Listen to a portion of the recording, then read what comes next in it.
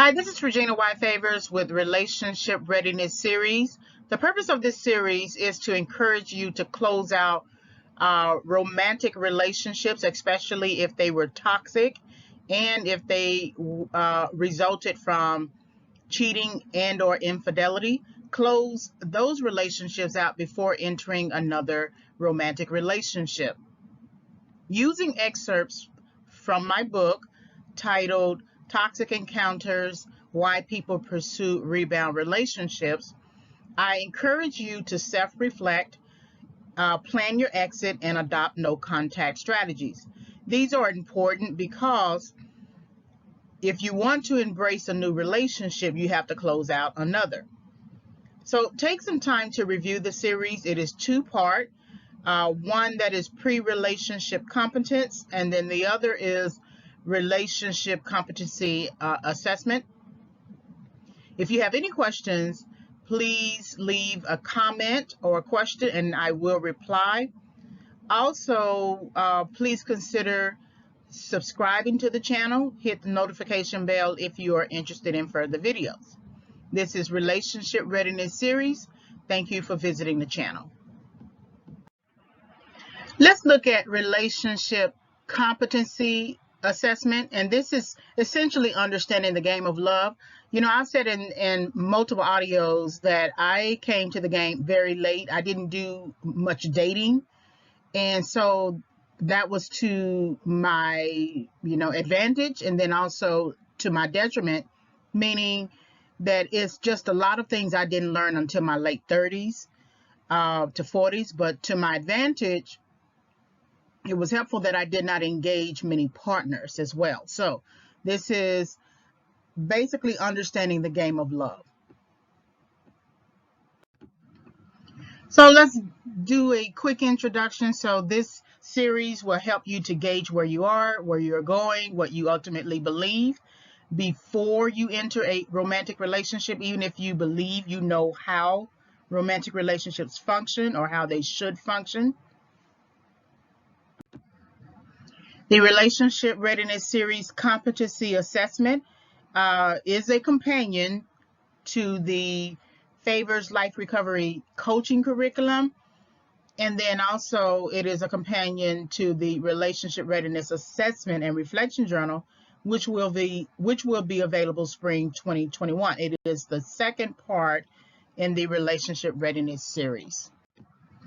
The mission of the Relationship Readiness Series Competency Assessment, which is an online learning content module, serves to encourage 18-year-old to 45-year-old individuals to assess their readiness for romantic relationship building, which includes assessing readiness based on age, assessing preparation, assessing finances, and conducting an autopsy of past relationship failures.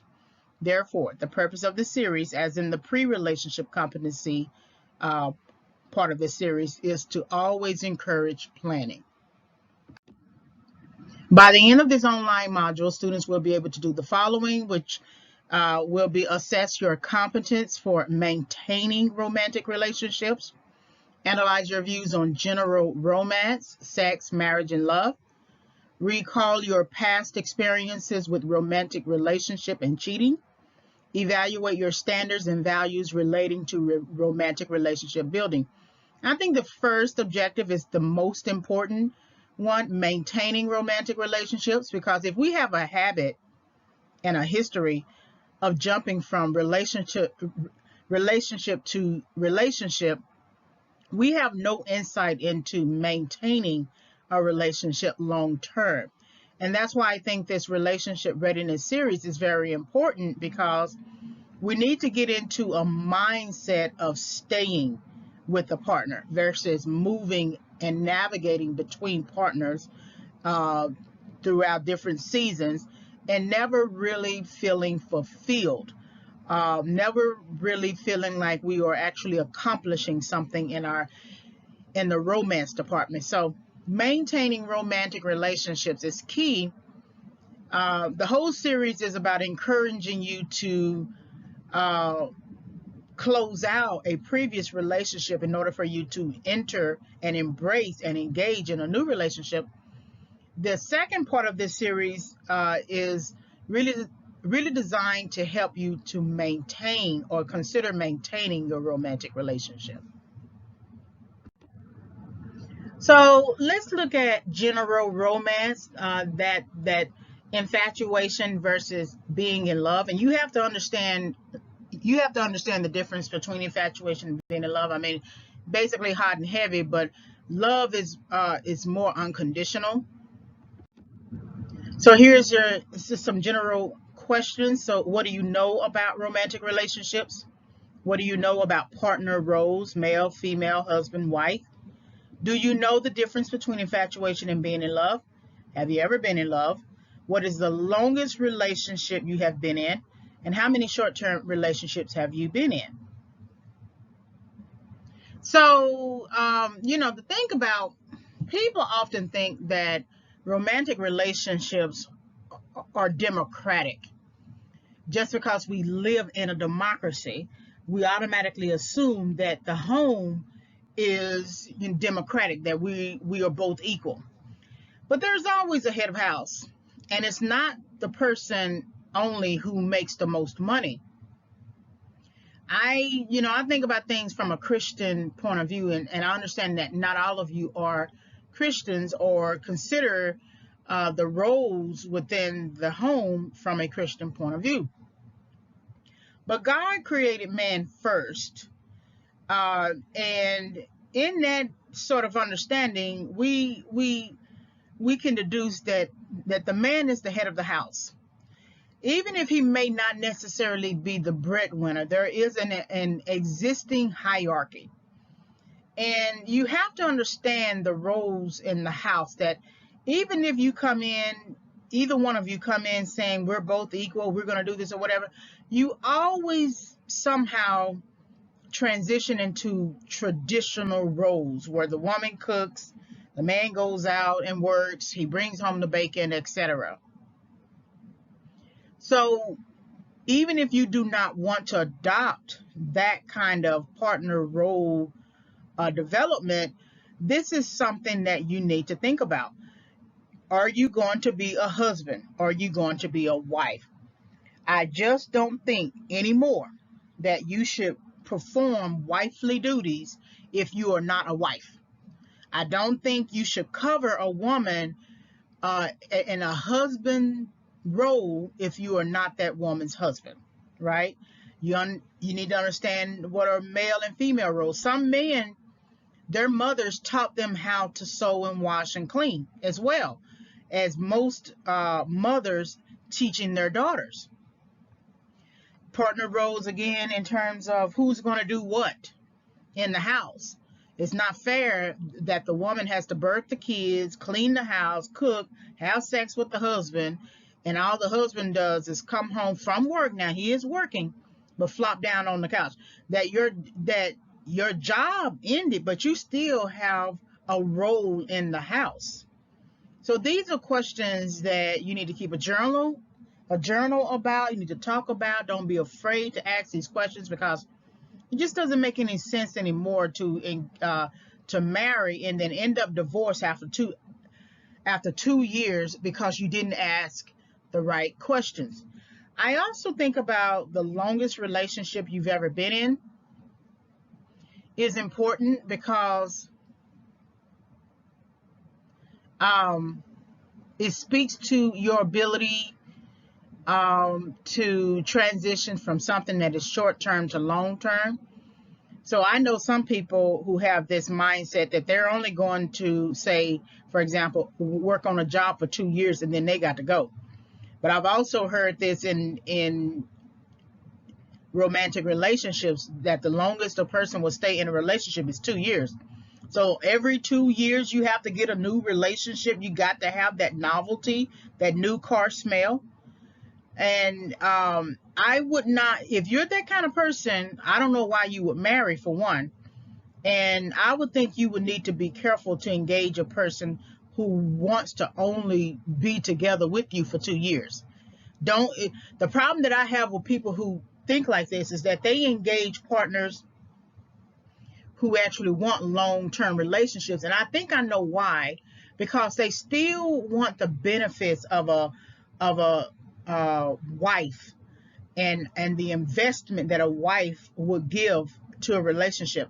If she thought she was disposable for after 2 years, it is likely that she would not give her or invest completely in a relationship.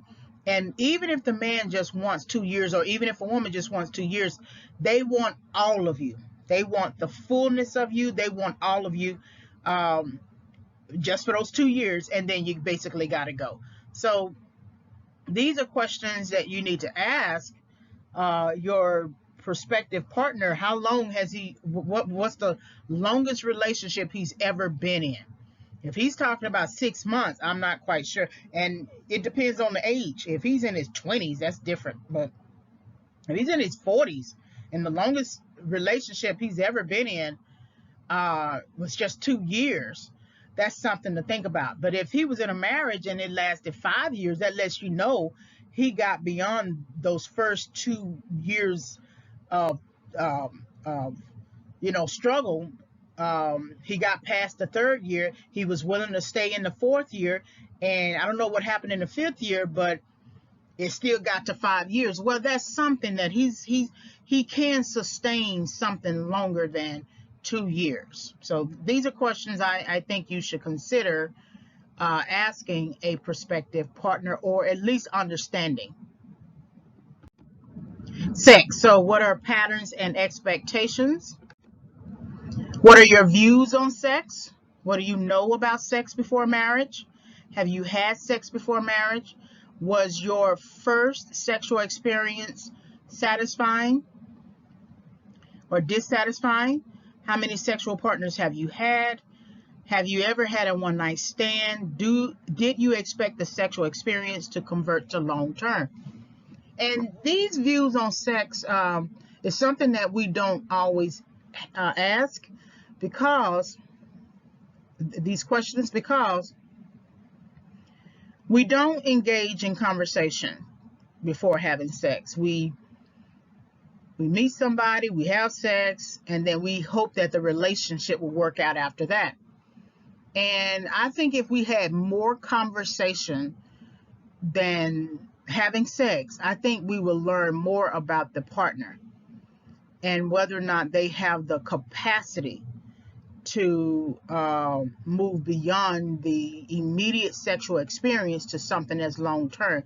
Of course, if you're just dating and you're not looking for long term, that's a different mindset, right? You're just dating.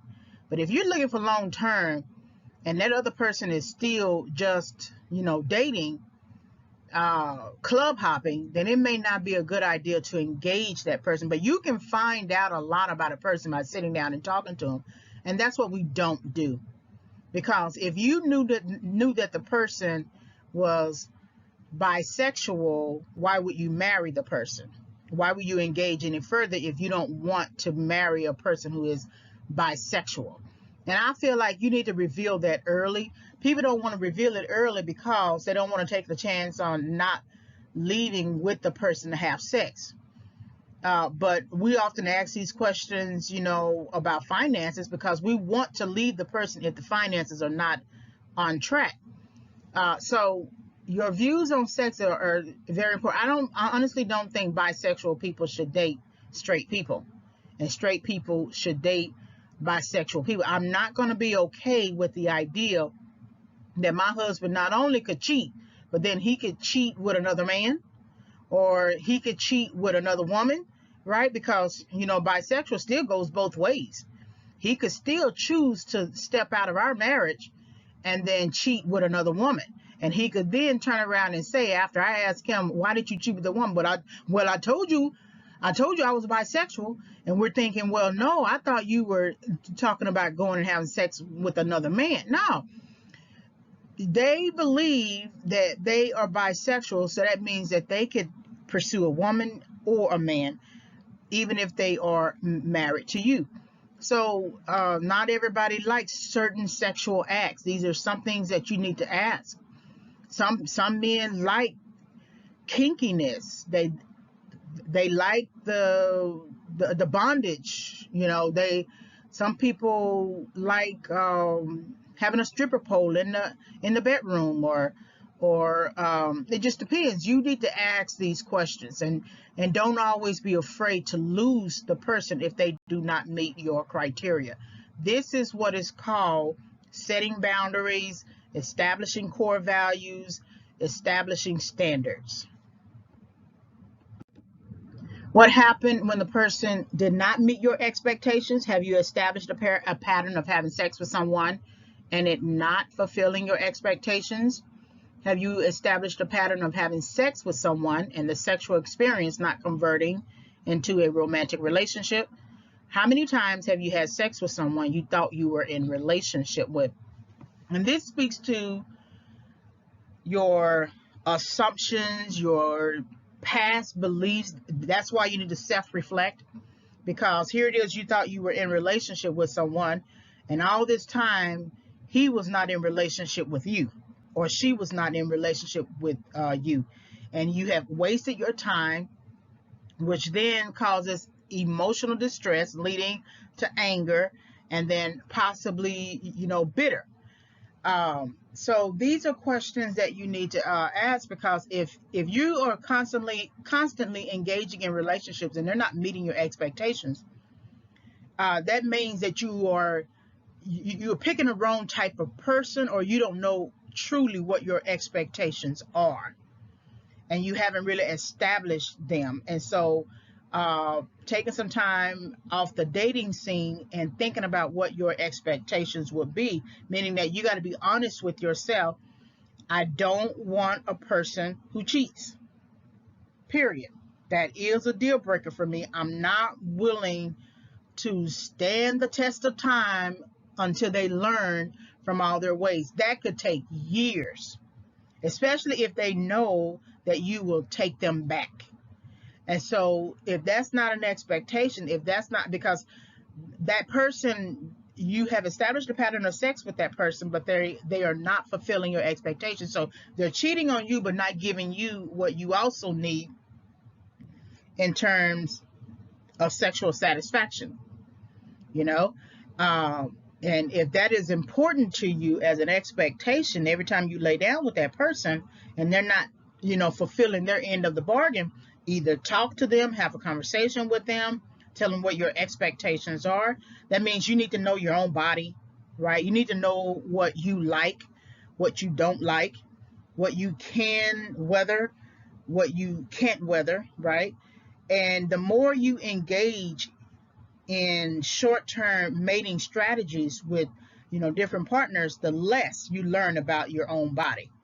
All you know is that there's a feeling you get when you have sex with somebody, but that feeling doesn't necessarily translate into satisfaction. You just have a feeling.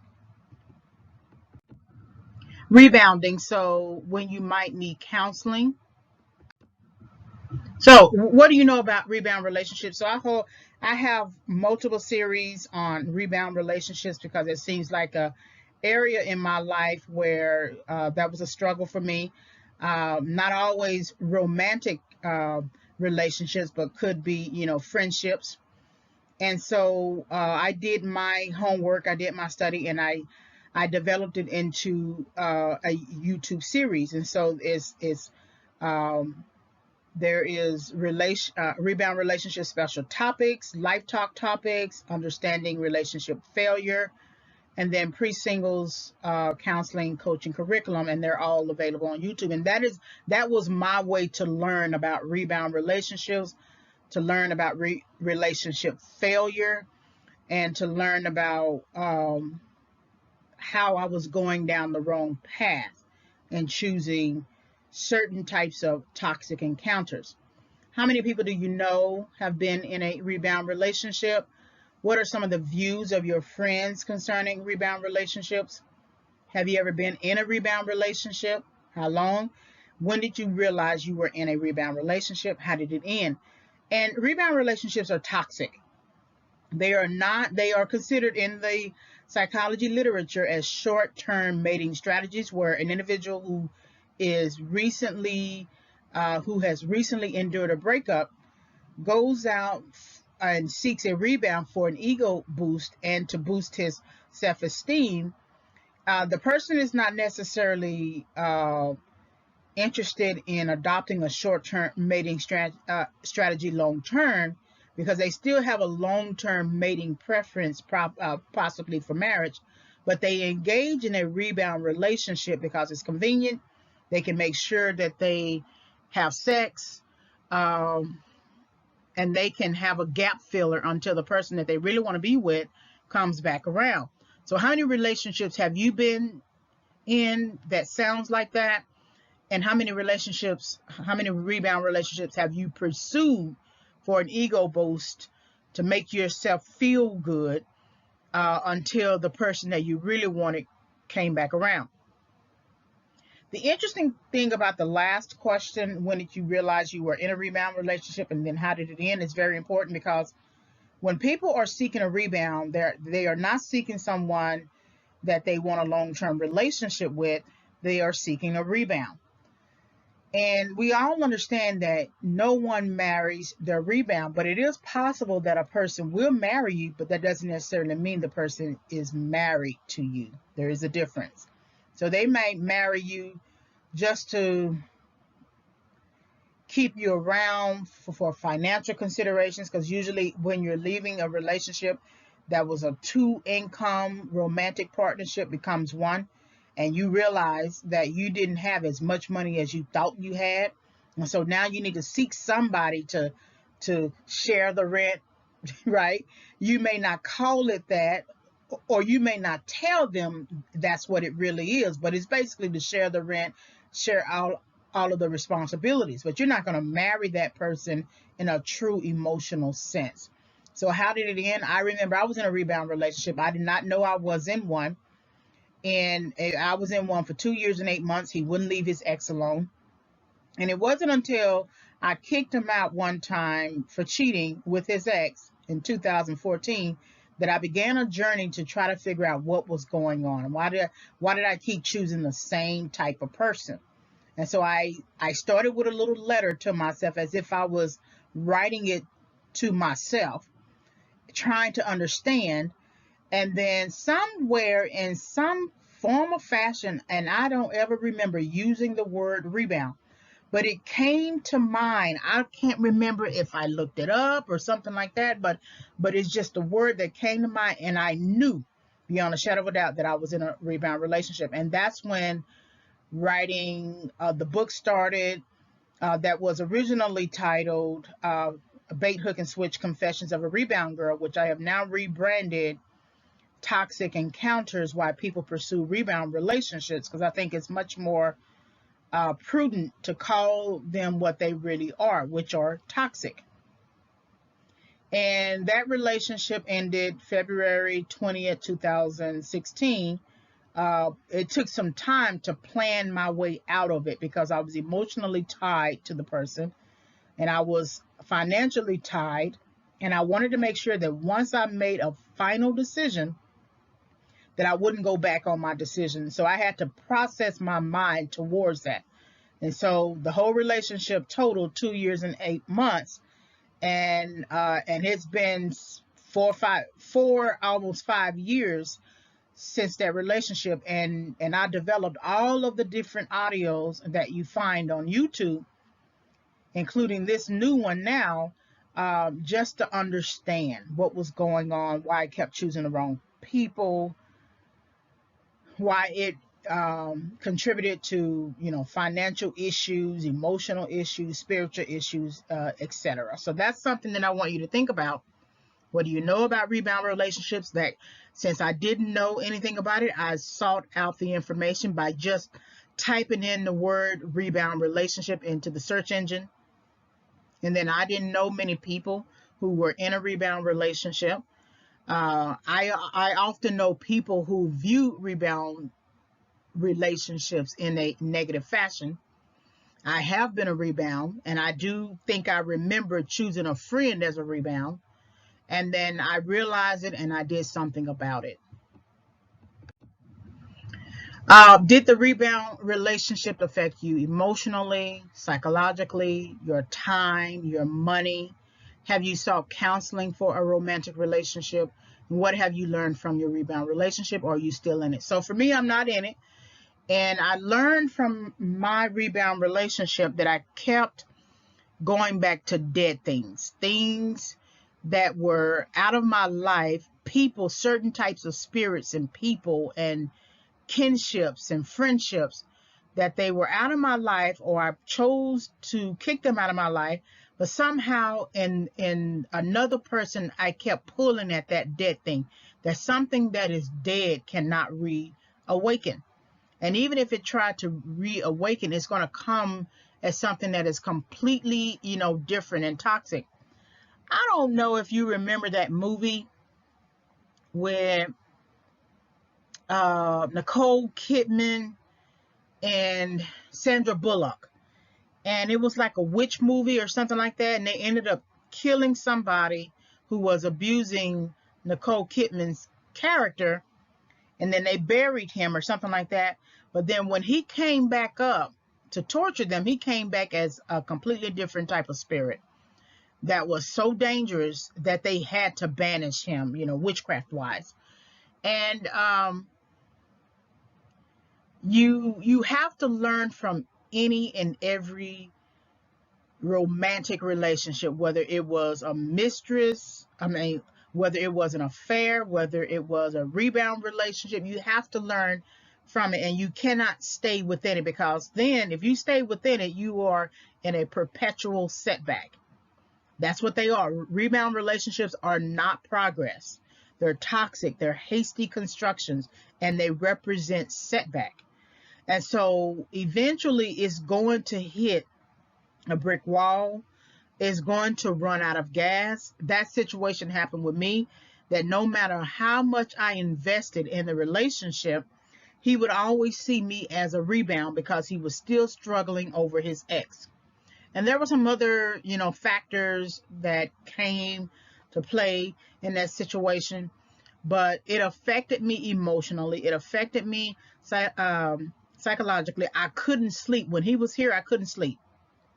It affected my time. It was a time waster. It messed with my money. And the only way that I could pursue counseling was watching YouTube videos, reading journal articles on the topic of rebound relationships, right? And how they are used as coping strategies.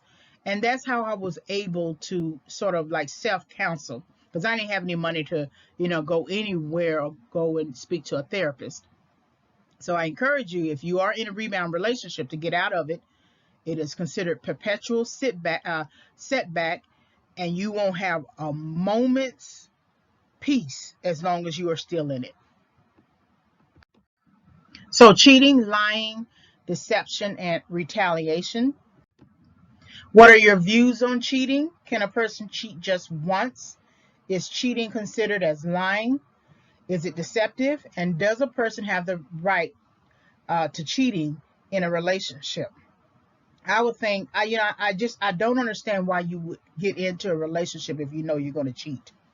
It just doesn't make any sense to me that you would get into a relationship knowing that you're going to cheat.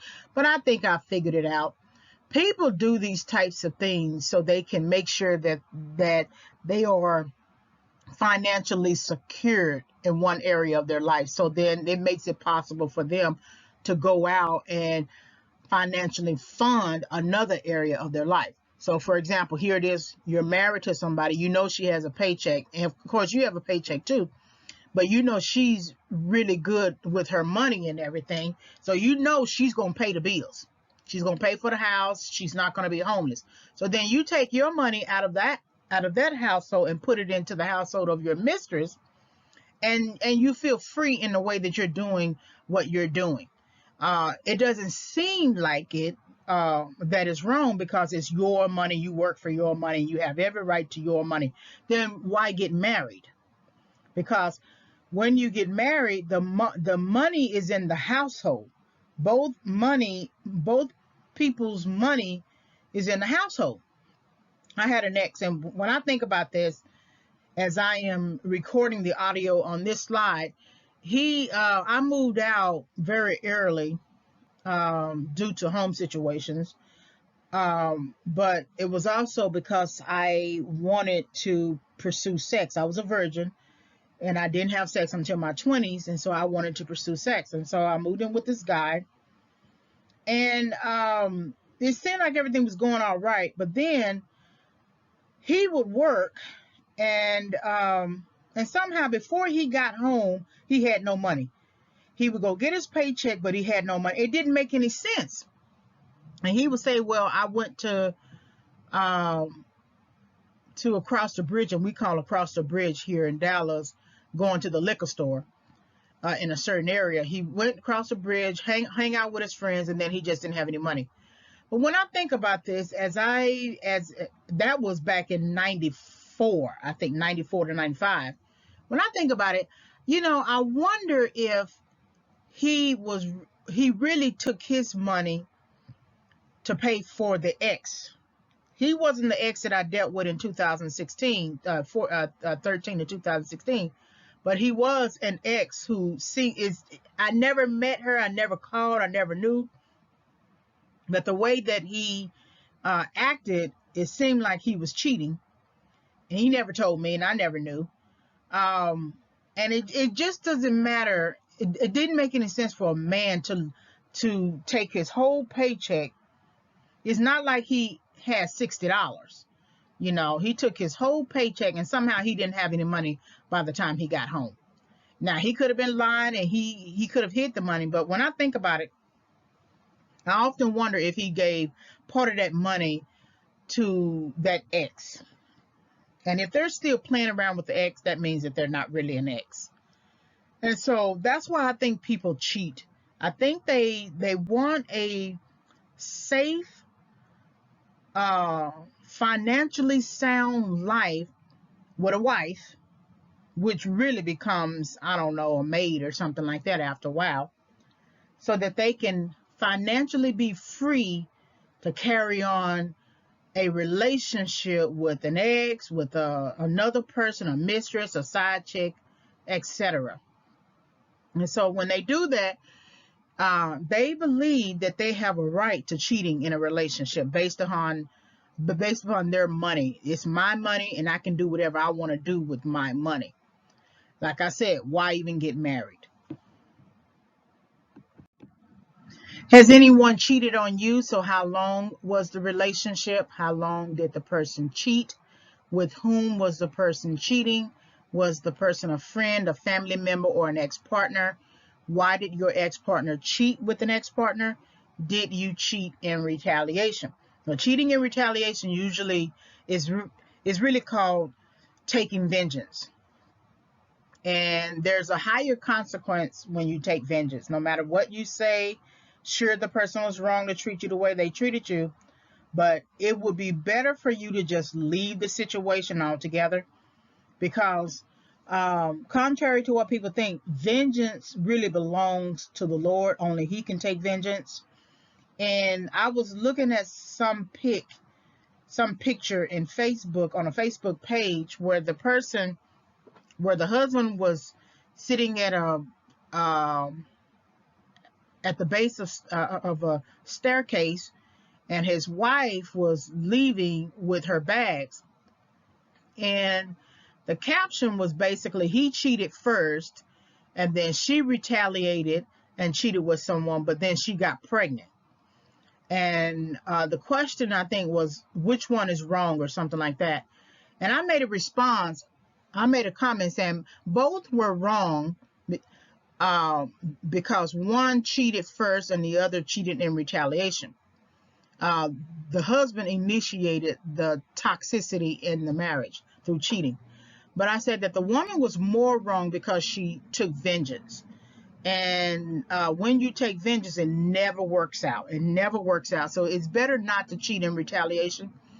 The best way to handle a person like that is to leave them and go silent on them. They don't know how to deal with that. See, now he could say, well, you cheated on me and you got a baby. You got to take care of your own baby. Then she's out here by herself as a single mother. And so that's not good either. So if someone is cheating on you, The real question is, how long are you going to put up with the cheating? How long will it be enough for you? My situation lasted 2 years and 8 months. And I didn't even know for a long time that he was cheating, that I was in a rebound relationship, that I was in a toxic encounter until maybe after 2014 when he came home late. And I knew he had been with her because I asked him. And so from then, I guess from 2014 to 2016, it basically took that kind of time to process him out of my head, out of my life, financially, physically, emotionally, psychologically. However, it took from 2016 till maybe 2020 to process him out of my heart and my mind. I never called him or anything like that. When he tried to call, I did not answer. So how long was the relationship really is asking you, how long did you put up with it? How long did you put up with the person cheating? And how long did you put up with the person with whom he was cheating? Because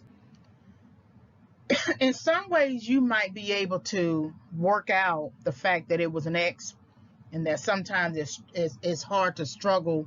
I mean, it's hard to work through not being with an ex anymore, work through the struggle of it. But I mean, how long is that going to go on? Because basically, if they're continually cheating, then they are really in relationship, right? And so, and then if you decide to engage in that, it's just a bunch of people having sex and cheating on each other. So it's just not worth the time. It's not worth the heartache, the heartbreak, the stroke, the heart attack that you could have. It's also not worth you going to jail. It's not worth you killing the person, also in retaliation, because once you cheat in retaliation and you keep going back and forth, eventually you're going to pick up something to hit the person. And the day that you do that, that person could die, then that means you're going to jail. So that question, how long was the relationship, is really asking, how long did you put up with it, and how long are you willing to continue putting up with someone who is cheating?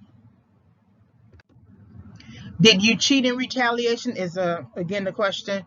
With whom did you cheat? Why did you return to that person to cheat with? How did cheating affect the relationship as a whole? And how long did it take you to get over the cheating aspect of the relationship? So these questions are important because once, say for instance, you no longer are in relationship with your ex-partner anymore, you decided to leave that situation. Well, you still have the habit of cheating in retaliation, or you have initiated that particular decision that might become a habit once you get into a relationship with a real person who loves you. Because when you did that to the ex-partner, you're still in that mind state, that state of mind. So here it is, a new person comes along, he loves you, he's not going to cheat on you. You might cheat on him with your ex-partner, thinking that you're still in a certain state of mind that permits you to continue acting in a certain way, meaning that you have now become your own ex-partner. That the person who was treating you like that, you have become that person. And so that's why you have to be careful about what you have done in terms of making decisions to cheat. And then especially with the person, because the person could be a person that you've always loved and wanted to work things out, and it never worked out, and it was on again, off again.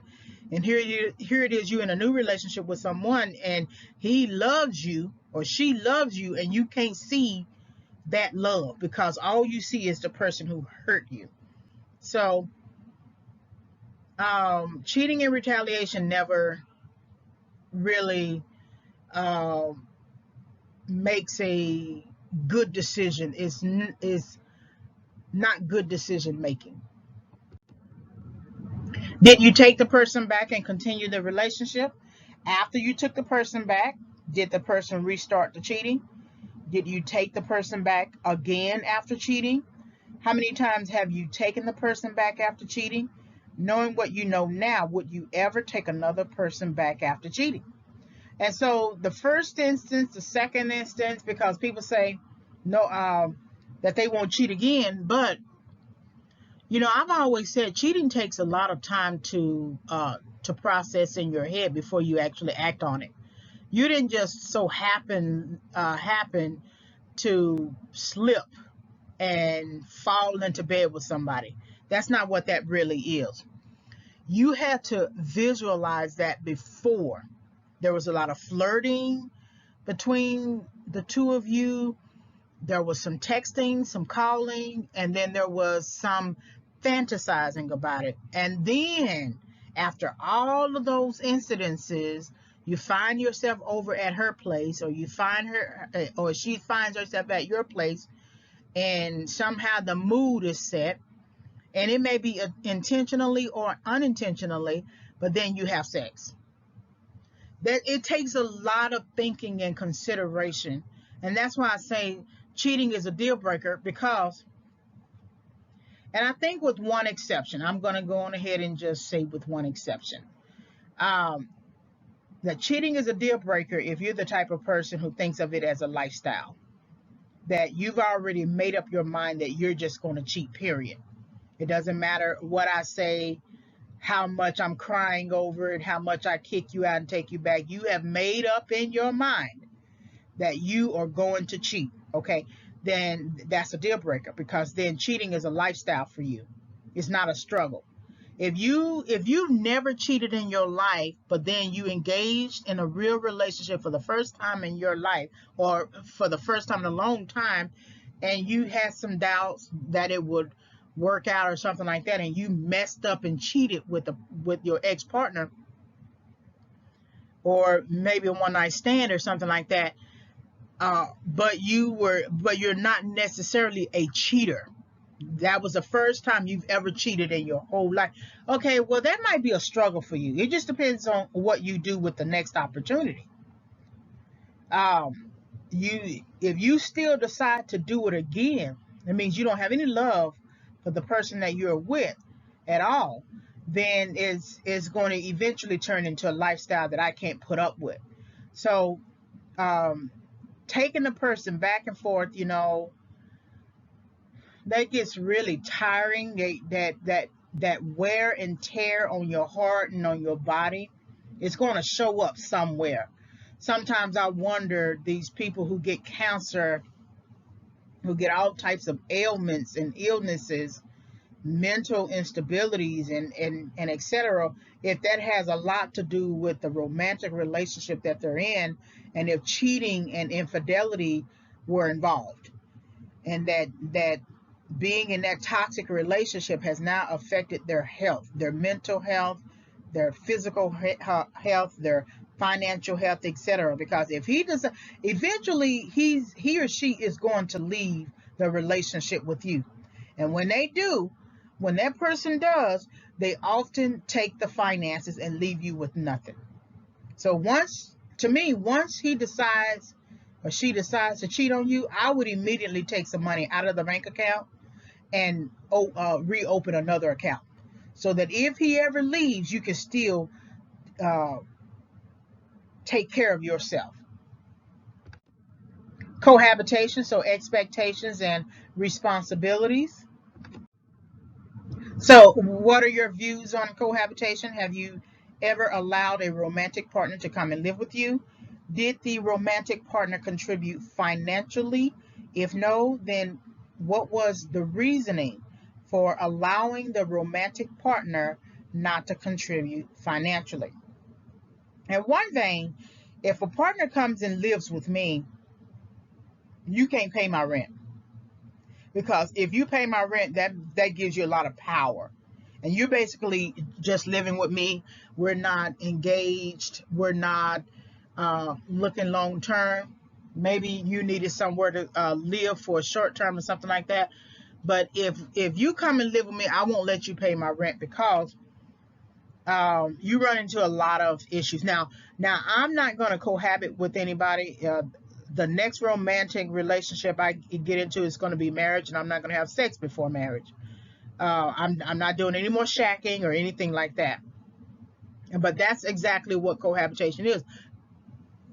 People don't like to call it that because it has a negative connotation, but cohabitation really is shacking. Now, the real question is, how long can you live with that? Especially if you decided, especially if you wanted from the very beginning to be married, and the person said, or you said too, let's just live together and see how it works out. And then you decide to live together and see how it works out. And 1 year has turned into 2, 3, 4, 5, and now you've been living together for 10 years, unmarried. This only matters to the person who wanted to be married, well, one of the partners who wanted to be married.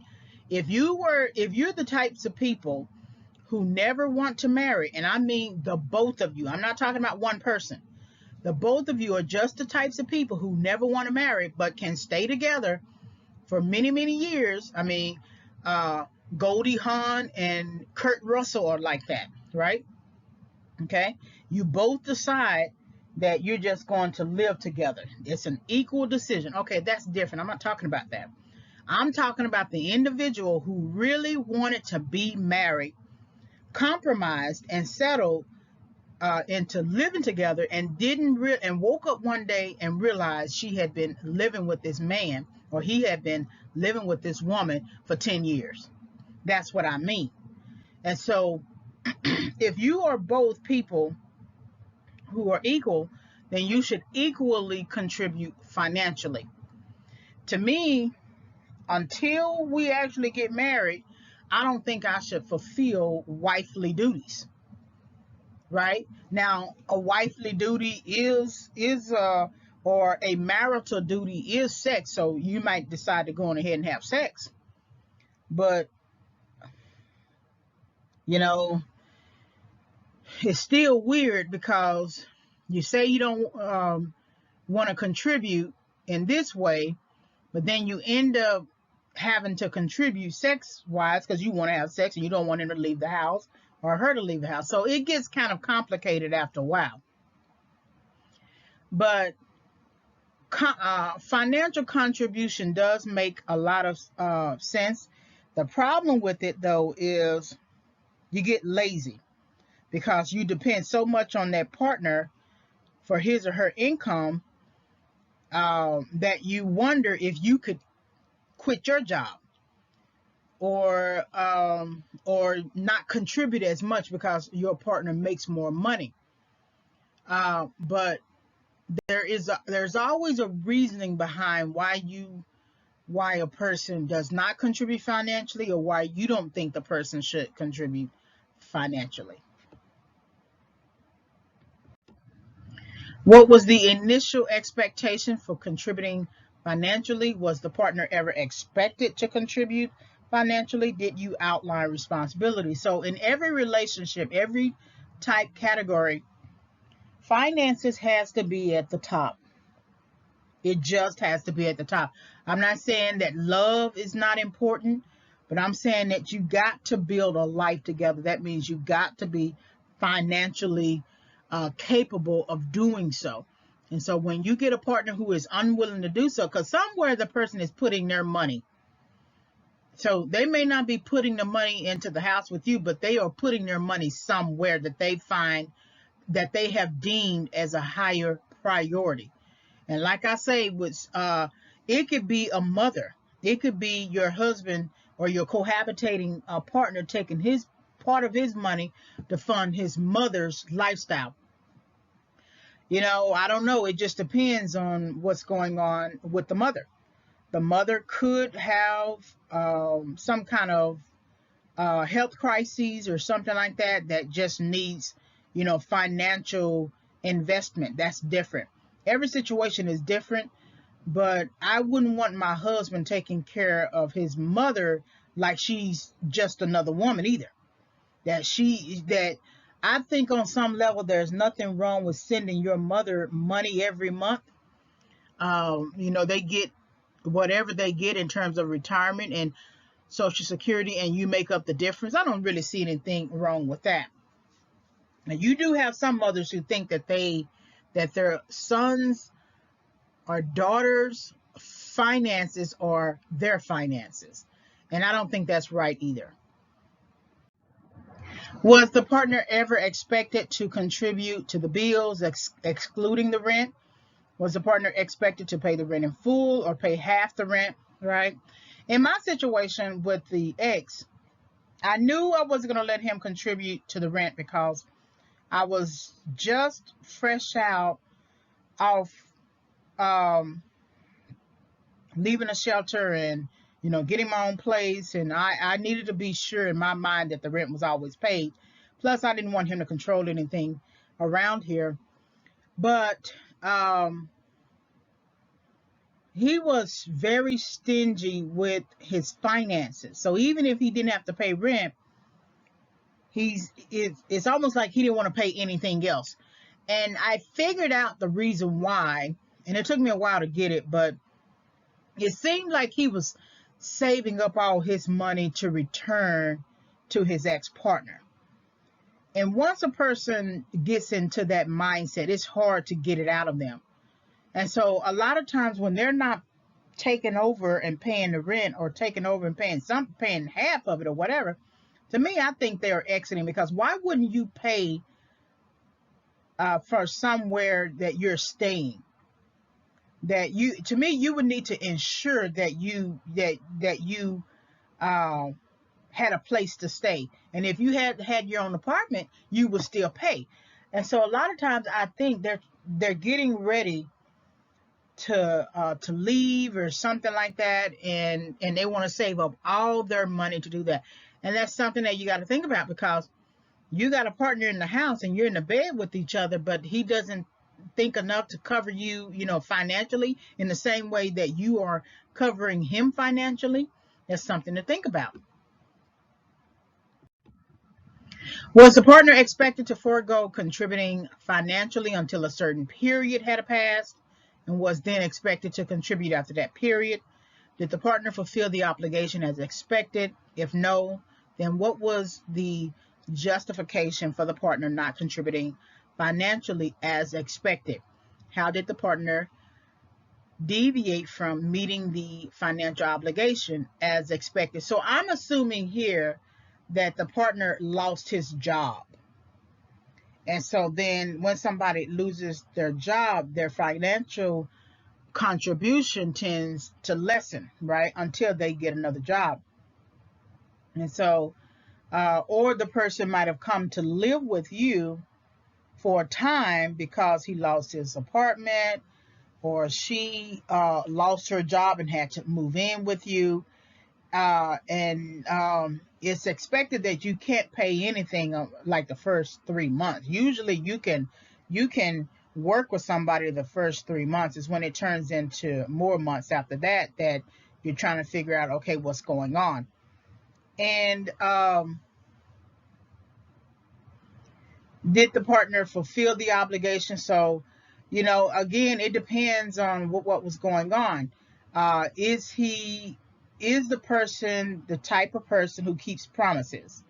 So if he or she has a history of keeping promises, like one time he borrowed some money from you, or you borrowed some money from him or something like that, and he said he's going to pay it back when he gets his paycheck, and he actually does, okay, well, he keeps his promises.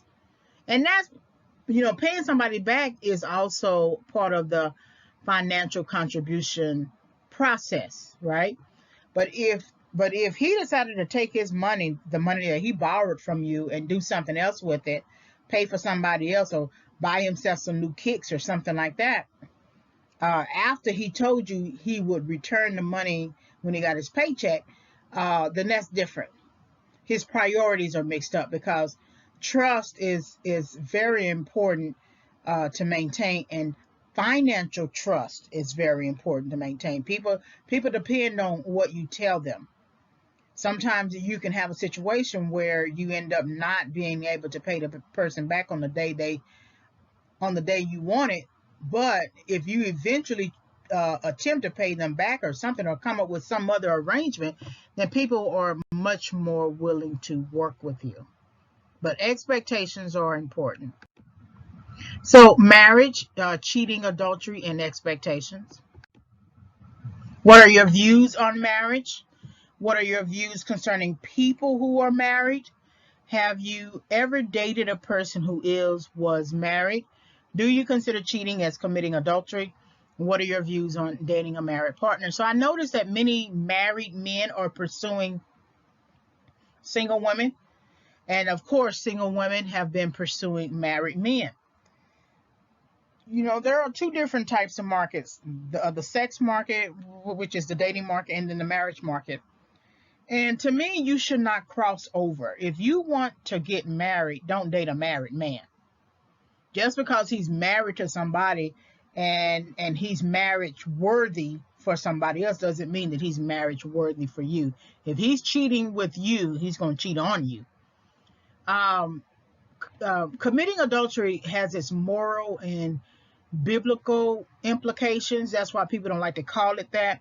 What they like to call it is side chick, side dude, or something like that. But it's all still committing adultery, and it's all still considered cheating. What are your views on marriage? Again, that depends. Some people view marriage as a partnership. Some people view marriage as love. Some people view marriage as outdated, outmoded, non-traditional anymore. Doesn't work for anybody, that you can still get whatever you're going to get whether you are married or not. I saw a post on a comment on YouTube saying you don't have to get married anymore to get child support. You can still get child support. And maybe it used to be like that the only way that you could get child support is if you were married to the person and it was part of the divorce proceedings that you would get custody and child support. Usually the breadwinner was the one who got the children, or the breadwinner had to pay alimony or something like that, and the ex-wife stayed in the house with the children. So it just depends on what you think about marriage. But I do think that if you're going to marry, you need to have a really good understanding of what marriage is. It's not just two people living in the house together. I give this example all the time, that there was this person that I knew who lived in my mother's apartment complex. Oh, she didn't live there. She was one of the staff people. And she scheduled all of the swimming and things like that and activities. And she was with her husband. They lived together in the house. She lived in one room. He lived in another room. And she told me this, and I've never forgotten it. I talk about it all the time. And I told her, I said, well, if you two are still in the house together, there's still hope. And she just wouldn't hear it. It's almost like she was letting the time run out. They were both, she and her husband were both, kind of dating other people. And I think they would, kind of bring them to the house too. And I thought that was just the most interesting but stupidest thing that I've ever heard. That if you don't want to be together, just don't be together. But they were still in the house together, carrying on like married people, but in separate rooms, and dating and having sex with other people. And I just think somebody in that situation really didn't believe in marriage, because even in marriage, even if it looks like we're going to divorce, I'm not going to hurt you. I'm not going to go out and have dates and not come back and things like that. If anything, I'm just going to go on ahead and just leave.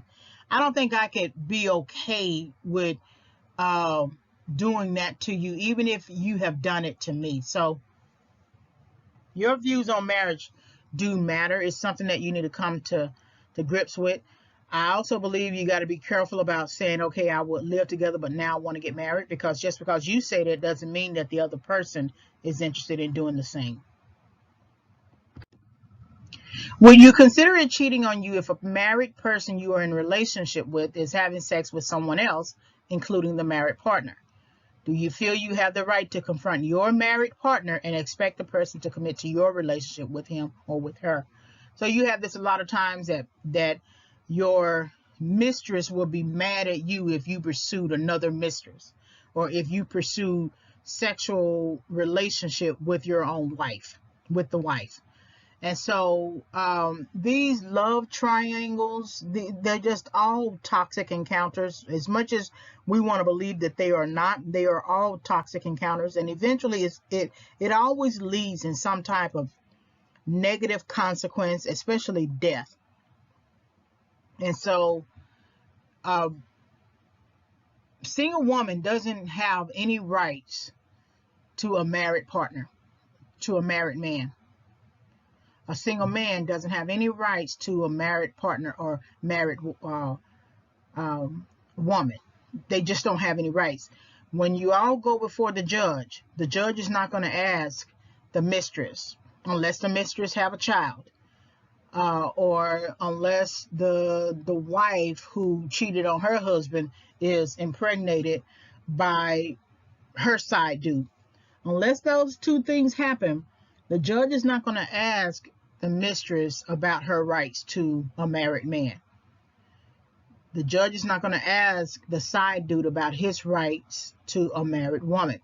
The only two people in the courthouse who are married are the only two people who are married by legal record.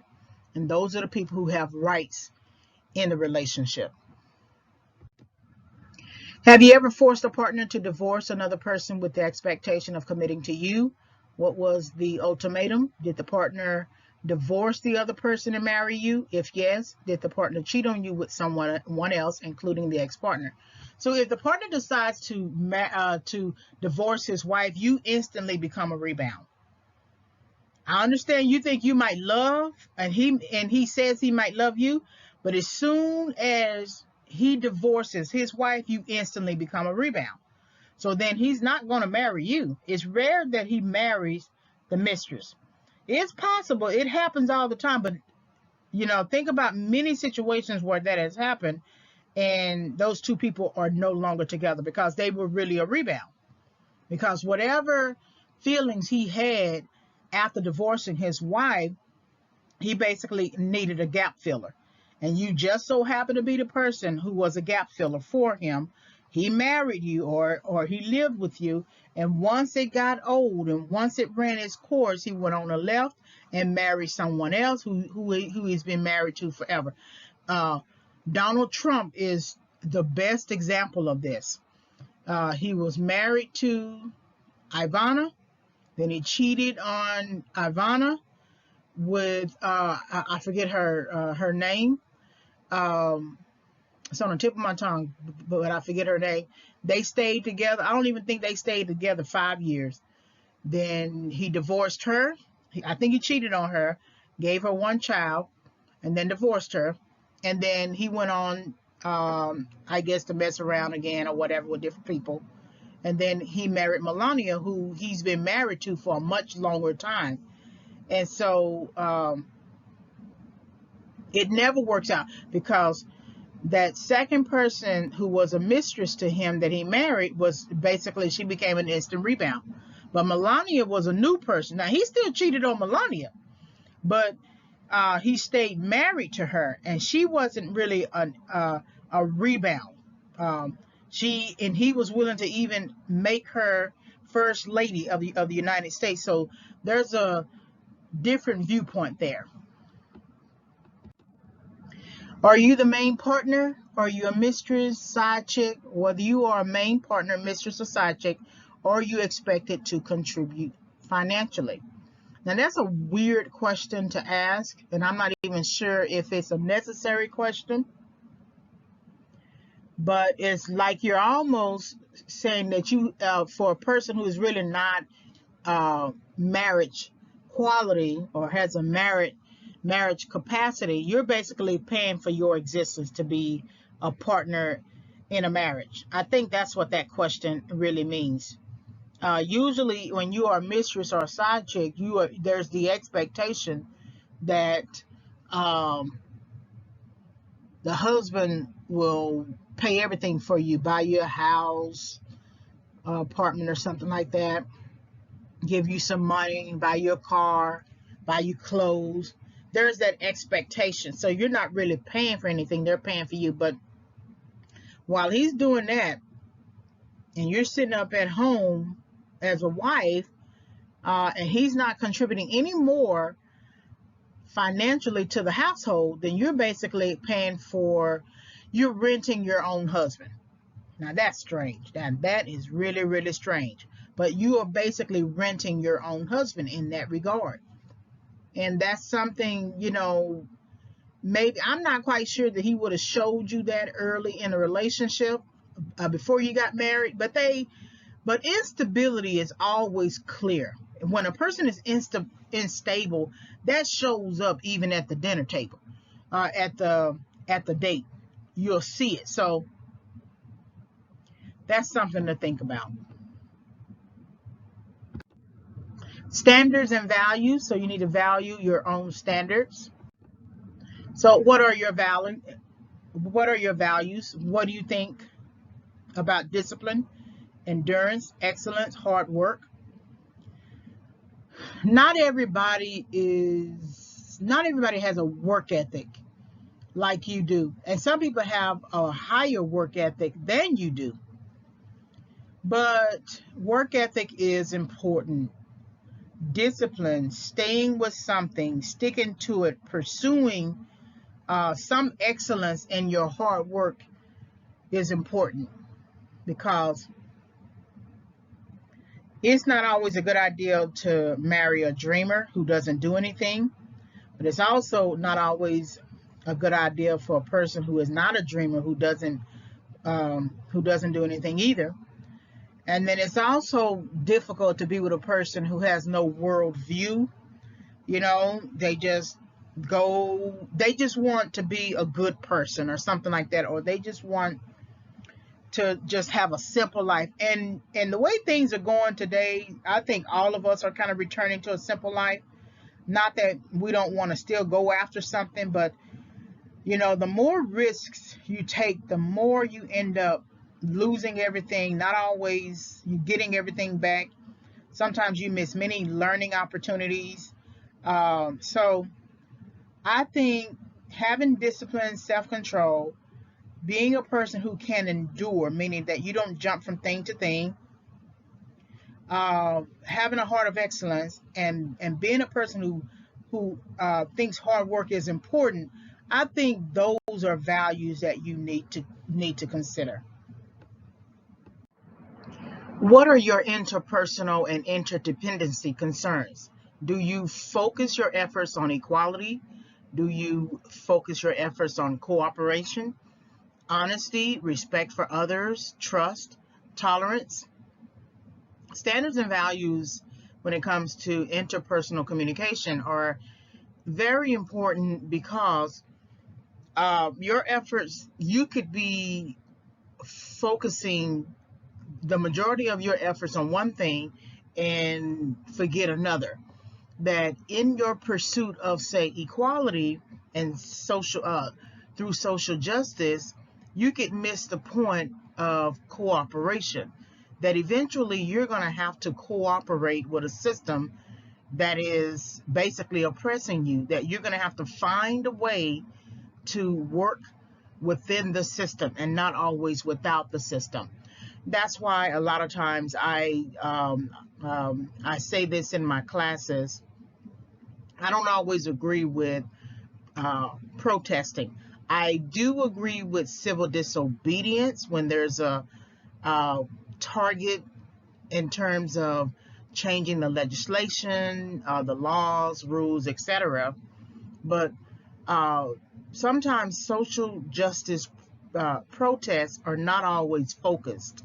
There are the goals to march and protest in a particular city or state, but inherent within that goal is to just continue to fight the system. While you are asking for tolerance, you are almost being intolerant. And when you are choosing a partner, you have to think about their ability to cooperate, because if they are wanting to pursue equality with you, but the moment needs cooperation and respect and trust, and if they don't get their way, what will be the next goal, for the relationship, because you can't continue to stay in a state of chaos in that way, because then it becomes about chaos. If you're not cooperating with the existing system, then you're basically engaging in chaos and promoting chaos. The thing about Dr. Martin Luther King Jr. in his efforts of civil disobedience, he was actually pursuing cooperation. I don't think he was necessarily pursuing equality, even though there is, enough evidence to disprove my claim. But he was looking at it from a standpoint of, we as Black Americans, and at that time, we as Negroes, need to be able to work. We need to be able to take care of our own families. We need to be able to move about without having to be hindered. Sure, if you want to keep all white, fountains or something like that, okay. But we can't operate in a way that keeps us from working and earning money. Let's come together, reason together, and cooperate within this system we call democracy. It doesn't make any sense to have a democracy and all members who are American cannot participate. And I honestly believe, and I could be wrong, and of course I need to do my own research, further research, but I do believe it has much more to do with cooperation than it does with equality. And eventually you are going to have to create a target goal where you actually go into the chambers, the offices of Congress, sit before committees, talk to people, talk to senators and congressmen, and actually get change happen. That's why you have lobbyists. Lobbyists do not march against the system. What they do is they put on a suit and a tie or a business dress, comb their hair, shave, and they go in and they set appointments to talk to different senators, and then they lobby based upon their intended objective. And I think that's really what I am pushing for in this standards and values questionnaire, because you can be with a person who only wants equality but no cooperation, only wants honesty but won't pursue or develop trust, is tolerant in one area but intolerant in another, and basically has no respect for you or the system or the cause. And in order for you to change a system, strangely enough, you have to have respect for it. And the way that you have respect for it is to understand the existing laws on the book as you present your case. When I think about Brian Stevenson of the Equal Justice Initiative organization, I never saw him march. I never saw him create a protest to get many people off death row, to fight for the cause for folks on death row who he believed were unjustly sentenced. But I never saw him actually march. Now, he might have in his earlier years, but I don't remember from that time to now the marching, the protesting, or anything like that. No. He finished his education. He went to teach. He was a practicing attorney, and he was also an attorney who fought for the causes of people on death row. So he went into a law library and he sat down with pen and paper and he studied the law. He understood how to do that because he had gone to law school and finished law school. But what I'm getting at is that he understood that in order for him to fight for the causes of people who were unjustly sentenced based upon race and implicit bias, he knew he had to cooperate. He can't go into the Supreme Court of a state or federal Supreme Court marching and saying no justice, no peace, and you need to let out all those people who are on death row just because he say so. That doesn't work. He has to understand the system, the strategies, the city, the local ordinances, the city, the state, the federal, all of these, different civil procedures, federal procedures, Supreme appeals court procedures, Supreme Court procedures, and that took time and study. And when you are thinking about standards and values, if you want a person who would just get out there and march, that's part of the goal that you do need to meet. At the same time, it's only half. It's half of a goal.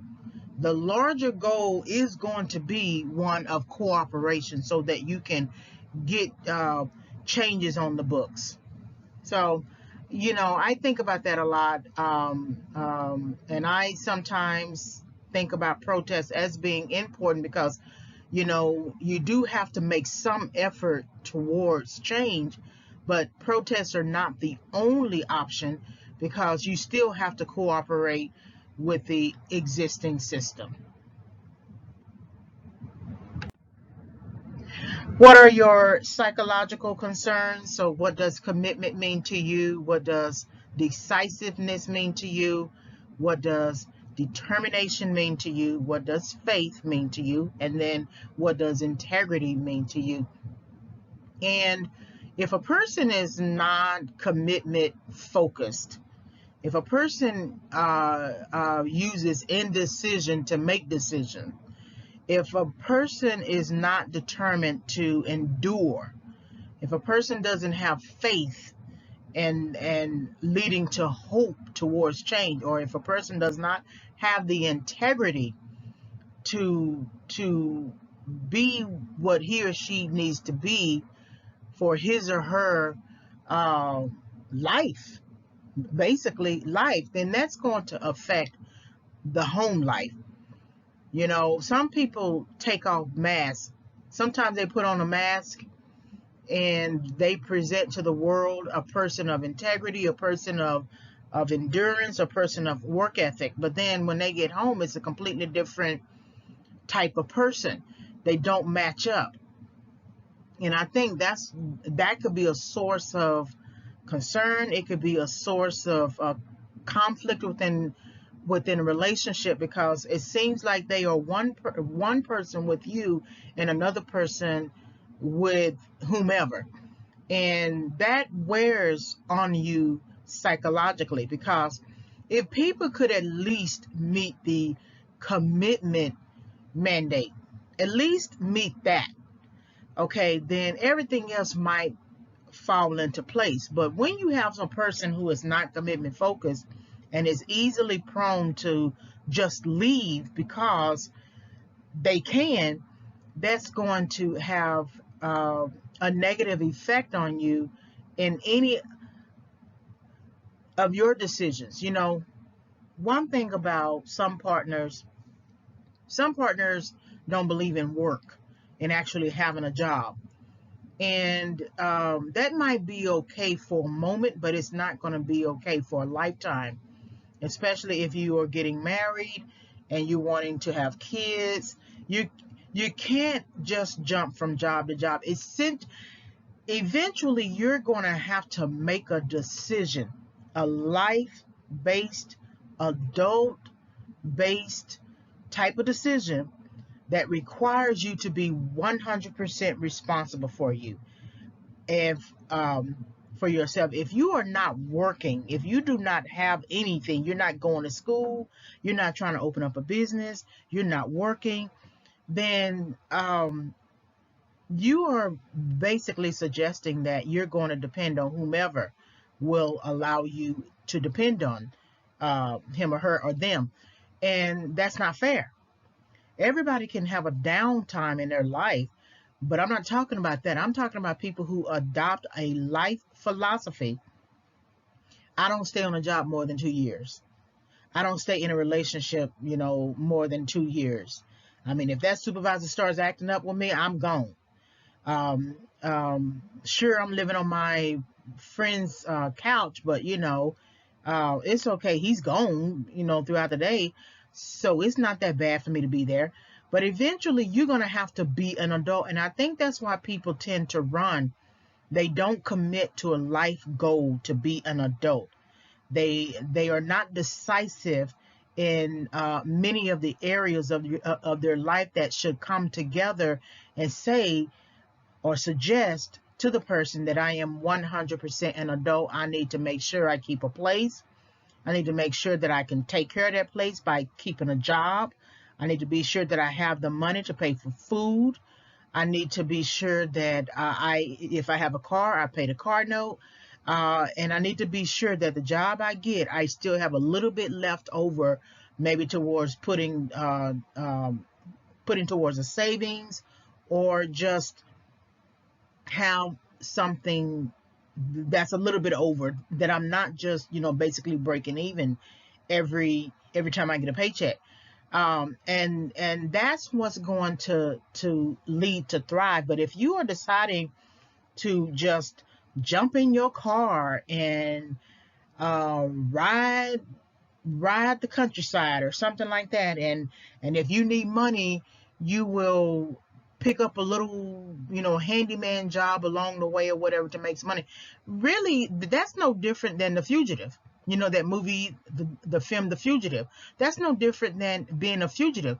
You are running from something, and that is basically responsibility. So when you're talking to people and you are conversing and having a conversation and saying you are this, well, you don't really have the integrity to say that you are one thing when you're not. You need to have faith in yourself that you can accomplish whatever it is you set out to accomplish. But one of the most important things for you to accomplish is to sustain yourself as a 100% responsible adult. Again, what are your psychological concerns? So what does love mean to you? What does perseverance mean to you? What does self-reliance mean to you? What does self-respect mean to you? What does truth mean to you? And truth is one of those things that when people say they love you, but if they loved you, they would tell the truth. I know some people who like to omit. They don't lie per se according to them, and they don't really cheat per se according to them, but they will omit. But omitting is still basically lying. And when you have respect for someone, and you consider them important to you, especially in friendship, you don't need to lie to them. You can have the respect for them that is important, because they are self-reliant. Yes, but they are also reliant upon you because you are in a relationship with them. And so they are relying on your word. It's hard to persevere in a relationship, in a romantic relationship, when there's so much dishonesty and lack of integrity and just outright lying. When a person cheats on you in a relationship, they're lying. They're lying to themselves, and they are lying to you, because that's not what they said at the beginning of the relationship when they engaged you. They didn't say, okay, I'm going to be with you, but I'm going to cheat. No, they waited until they got into relationship with you, got good and heavy, you fall in love, and then all of a sudden they decide to cheat. Okay, well, that's lying. That they told you a lie. They were not honest. So love, sure, love can be subjective and relevant. Sometimes people think love is, okay, you got my back. Whenever I need you, I can call on you. I feel like that's love. Some people actually believe in real love between two partners, romantic partners. And then there are some people, it's basically love is a transaction. So as long as you're doing for me, then I'll do for you. But it's usually not reciprocal, because when they have that kind of attitude, they usually don't reciprocate on the same level that you dole out love. So that's why it's important that you love yourself. That's why it's important that you persevere in your own personal life. That's why it is important for you to be self-reliant. And when I say self-reliant, or suggest self-reliant, I'm not saying I'm an independent woman and I don't need a man. I'm not talking about that. I'm talking about understanding that you are an adult and that you need to financially take care of yourself, regardless of whether you are engaged in dating, wanting to get married, or actually in a long-term cohabitation type of relationship. You need to have self-respect for yourself. You have every right to set standards. I understand how a lot of times we got through, we lost our way, usually when it came to sex, because we always listened to men who said, well, if you love me, you'll do it. And that's where I think women began losing their standards, because they would say that, and the men would say that, and we want to be accepted, but if we don't, we're not accepted, and then we're basically shunned in social spaces, right? But you have to make a decision for yourself that if that person is not the person for you, based upon the standards and values you are putting out, then that person is just not the person for you. We have to have the courage to let our yeses be yes and our no's be no. What are your morals? What individual principles do you live by? What is considered right conduct? What is considered wrong conduct? Do you believe in taking vengeance? And taking vengeance is basically the main thing I would rather focus on, because when someone hurts you, it is so hard not to want to hurt them back, or to tell them off, or to cuss them out, or put them back in their place. But you can do far better and or worse to people if you leave them and leave them alone and just completely go silent. Do not engage them anymore. Don't pick up the phone anymore. Don't answer the door. That is actually more effective than you taking vengeance, because then you got to live with yourself if you take vengeance. And when you do that deed, you never feel what you thought you would feel in that moment. It may be a release in that moment, but then you have to live with your conscience. And so if you're taking vengeance, that's wrong conduct. That's a principle that you live by.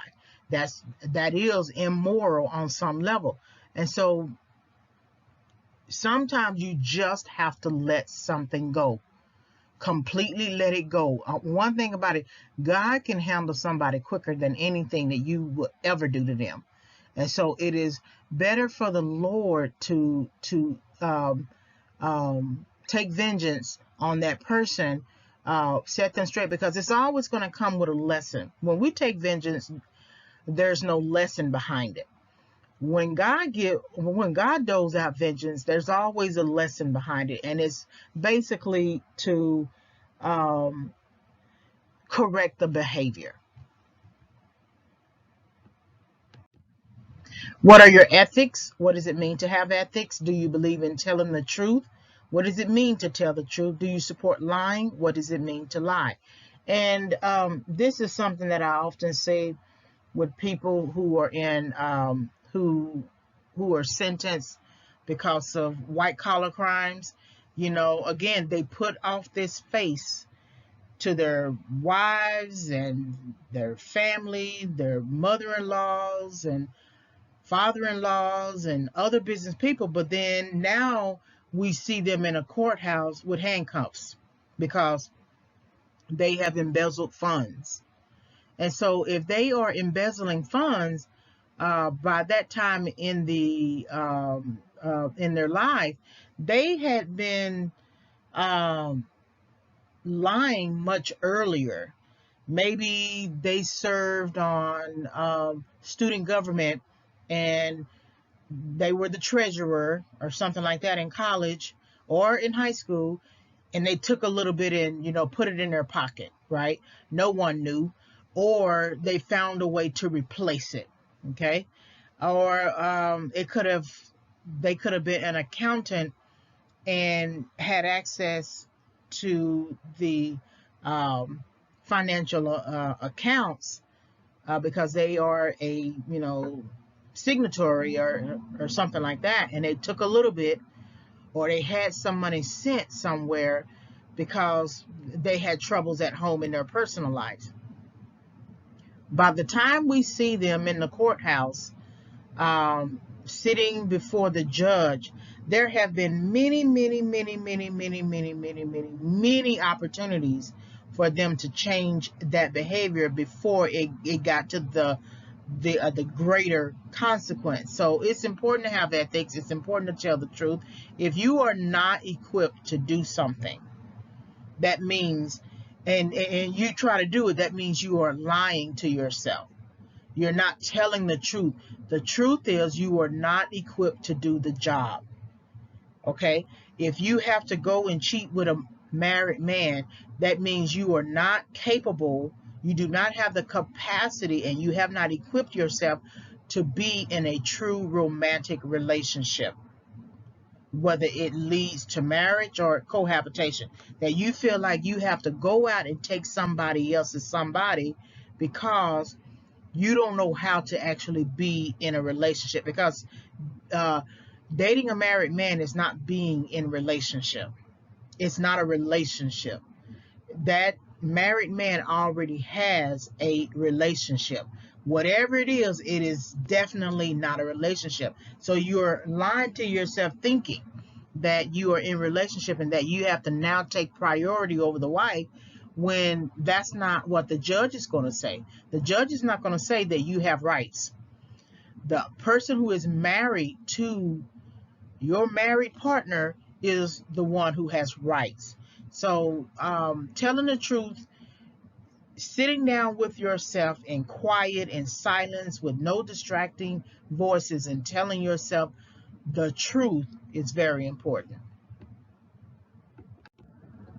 Do you support cheating?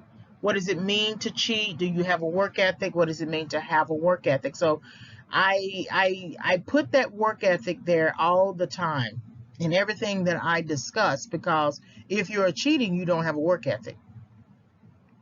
That means that if you don't have a work ethic, that basically means that you haven't processed yourself through work.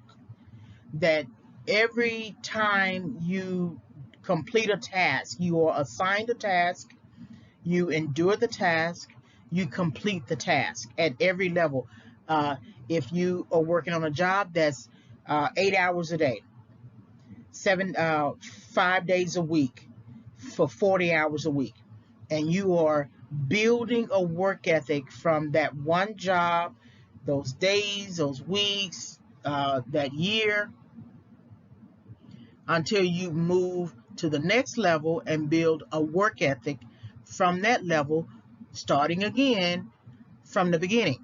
But if you decide that you want to jump steps, as you would do if you were jumping steps at with a staircase, you always end up falling back down. If you can visualize trying to go up the staircase, and you try to take 3 or 4 steps at a time, and you tend to do okay from the bottom, but then when you get to that middle, you find yourself tripping, and then you end up, falling on your knees, on your ankles, or something like that, and then it reminds you that you need to take the stairs step by step. Okay, well, in life, if you are cheating on tests, if you are cheating on your partners, if you are cheating in finances, if you are lying about what you make, how much you make, what you do, all of that is cheating, because you're trying to present a person um, that is inherently that has a strong work ethic, but actually without a work ethic. So cheating is not just specific to romantic relationships. It is also your life, your finances, how you deal with people, how you deal with friendships. So this part of the um, lecture is about women and how we oftentimes reward the disrespect that men dole out towards us. So, for women only questionnaire. And this is based upon the idea that we are coddling men, we are speaking weakness into men. We're not letting men be men, and we shouldn't have to let men be men. A man should just be a man. But the more we engage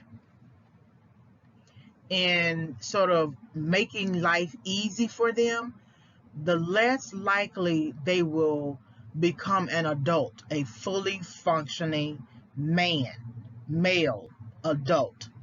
All right. So are you paying his rent? Are you paying his phone bill? Are you paying for his clothes? Are you giving him money? Are you paying the child support for his kids?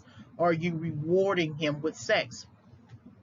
So he loses his job, and instead of having a conversation about what the steps are, the next steps are, you give him sex. He has kids. You have no problems with him having kids, but he's actually responsible for paying the child support on his for his kids. What we do is we pay it because we just want to make things simple, right? Make it a part of the bills, and we send it out with the bills. Or he may say, I'm not making enough money, or she's taking too much money, and so okay, let's pool our finances together, and I pay it this month, okay, and you pay it the next month, that type of thing. Remember, the judge has court ordered your partner to pay his child support for his kids. This doesn't mean that when the kids come to the house that you're going to separate them or make differences or anything like that. They're still going to be kids, and they're still going to eat just like any other kid in the house. But when it comes to the responsibility, he is the one who laid down with the woman, has sex, and produced kids. So that means he is the one who needs to pay for those kids, because what happens is, and I talk about the injured spouse in my pre-singles counseling coaching curriculum, that if you do marry and you file jointly, and he has an obligation, particularly with alimony or with child support, the IRS could take part of your income tax return unless you file a particular form that says that you are not responsible for it. So it's important that we don't volunteer our finances to pay for what they have to pay for themselves. Giving him money, it depends on the relationship. I mean, if you are married, it's not like you're giving him money. You both have a bank account or something like that, and he takes money out of the account. Paying for his clothes, that's a hard one, because women sort of like to make sure their man looks good or whatever. in the same way that the woman makes sure that she looks good. So it's kind of a hard thing to do. I do believe that if a man likes certain types of clothes, he needs to buy that himself. So therefore, we have to be careful about how we buy clothes for them, because we are suggesting to them that they don't know how to do that for themselves. Are you paying the phone bill, or are you paying the rent? Long gone are those days where I volunteer my finances when it comes to men. I'm done with that. I'm done with that. If I am 100% responsible for myself as an adult, then I need to treat him the same way and not volunteer. Not volunteer. One thing about a woman will go out. I don't mean any disrespect here, but she will go out, walk the street, be on a pole. She would do whatever she has to do to get the money. That's not the only thing that she would do, okay? But she may pawn something. She may even ask another woman for the money, a friend or family member or something like that. But she's gonna find a way to pay her rent, to pay her phone bill, to pay for herself as an individual. And the problem that I have with men, and it's partly our fault because we coddle them and we try to save them from all the troubles of life, but they also take the money. And then I feel like a real man would not want you to know that you had to pay his rent for him. And if he is a real man and you had to, or he asked you for it, and that's what a real man would do anyway. He might ask you for it, then he's gonna find a way to pay you back, because he doesn't want anything on your relationship record that he's a kept man. Whereas another man, he would just hint. He wouldn't come out and just ask you. He would just hint around it, talk about it, talk around it, make little comments here and there, and then wait for you to basically say, okay, I'll take care of it. And that's why it's important that you marry someone who is financially aware, financially conscious, understand that you have to pay for bills. You have to pay to sustain yourself. Are you taking care of his kids? Are you cooking, cleaning, washing his clothes? Why are you cooking? Why are you cleaning? Why are you washing his clothes?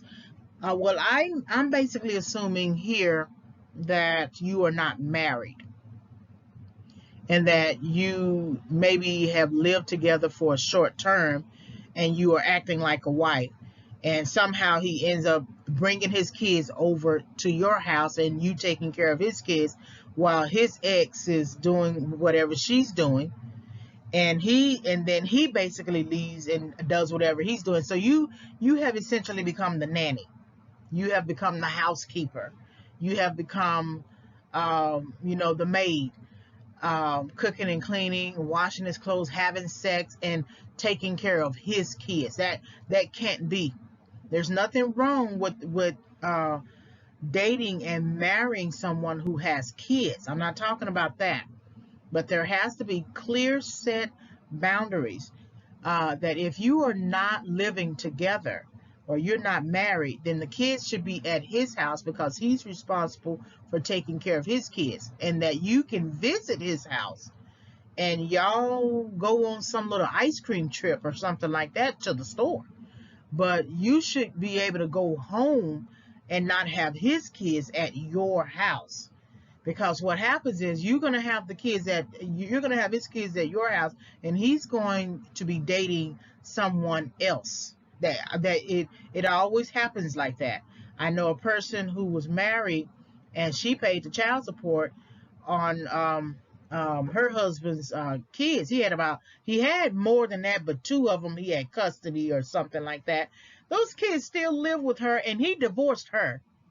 She was paying the rent, she was paying the child support, she was paying all of the responsibilities or whatever, and he decided to divorce her. Those kids kind of became her kids too, and they are just part of the family while he is single and dating other people. No, we can't do that anymore. We just cannot do that anymore. In what ways is he disrespecting you? Are you rewarding his disrespect? What are the rewards, and how do you reward yourself for doing good works for a partner who is disrespecting you?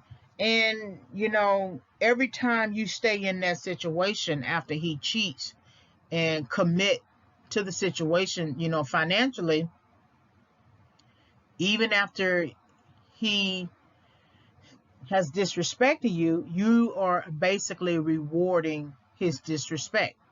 It doesn't matter how he presents it to you or how you present it to yourself. You are essentially rewarding him for disrespecting you. If you stay in a abusive situation, he hits you, then he leaves, and then he comes back and he gives you flowers, and then you turn around and have sex with him, even if you are afraid to have sex, right? Because if you get him mad, he's going to hit you again. That's still some kind of reward. It's a reward for him, even if you don't want to see it as a reward for yourself. It's a reward for him, that because men think in terms of wins and losses. So if you don't take the flowers after he has hit you, and you don't take the flowers, he feels lost. So then he's going to have to work out that loss into a win. And so there are different ways that they try to do that, but it is a way of you rewarding his disrespect. All right, so hopefully you gain some insight from this lecture on relationship competence. Like, subscribe, and visit.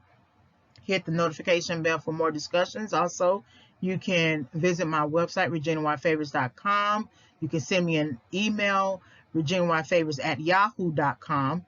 Also, purchase the book, Toxic Encounters, Why People Pursue Rebound Relationships, will come out spring 2021. It is a title change from Bait, Hook, and Switch, Confessions of a Rebound Girl.